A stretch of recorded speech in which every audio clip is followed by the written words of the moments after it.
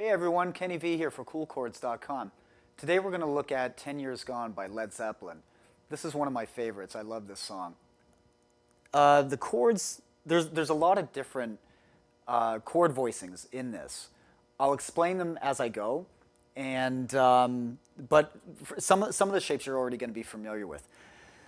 It is tuned, your A string, your D, your G, your B, and your E are all standard tuning, but your low E string is dropped down to a D.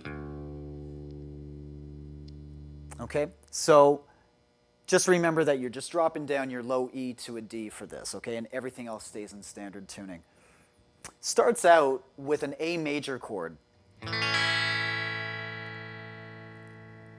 And a quick note of, I'm playing it with a combination of my second, third, and fourth finger. Most people, or sometimes when you're playing rock and everything like that, we're barring it as I'm doing right now. You can't really get away with that with this. So you're going to have to use a combination of either your first, second, or third finger or your second, third, and fourth finger.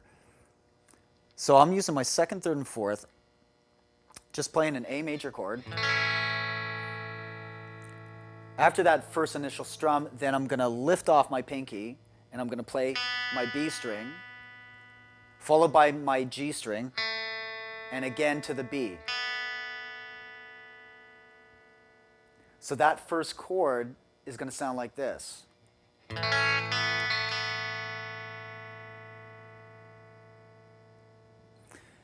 What happens after the A chord, and that's kind of like a sus2, what you're doing, I'm moving into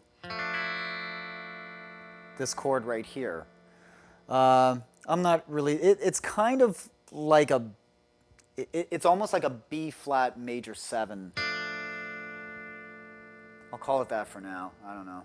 So anyway, I've got my second finger on the D string, 3rd fret, first finger on the 2nd fret of the G, and my 3rd finger on the 3rd fret of the B.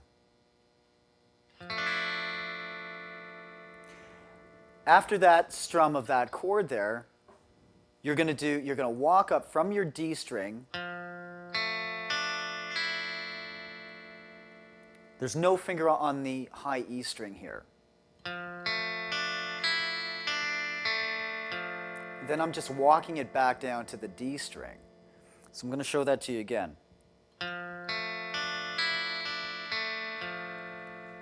And then you're right back to your A major again.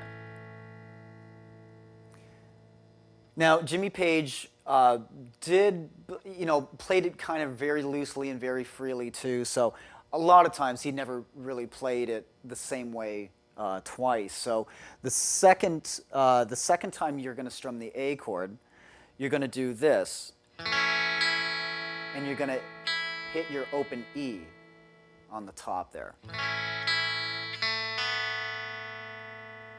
And then that's followed by the G string, then the B string open. So I am going to have to lift off my 4th finger again.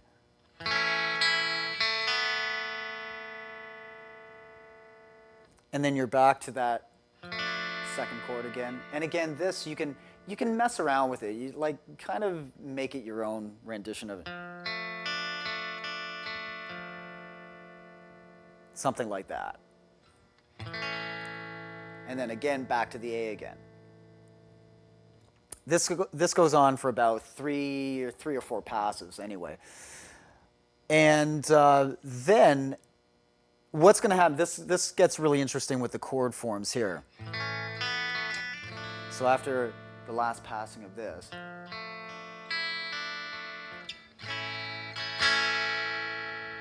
so I'm just strumming the A major again. Then he plays this E flat diminished. It's kind of a tricky one if you're not used to it. But I've got my 2nd finger on the A string of the 6th fret. I've got my 3rd finger on the 7th fret of the D, and I've got my 1st finger, okay, on the 5th of the G, and I've got my pinky on the 7th fret of the B.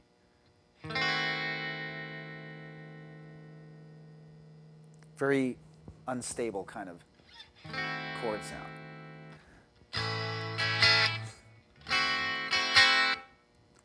Then you're just moving it up, basically like a half step here. I'm going into an E minor seventh. Same strumming pattern too. You got the A with...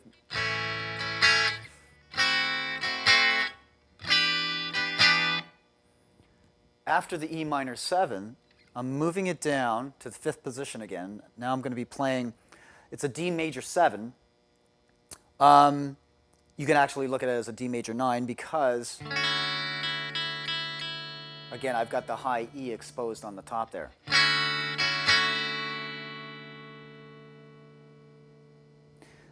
That form, that shape right there, that D major 7, is just going to move down to a C major 7.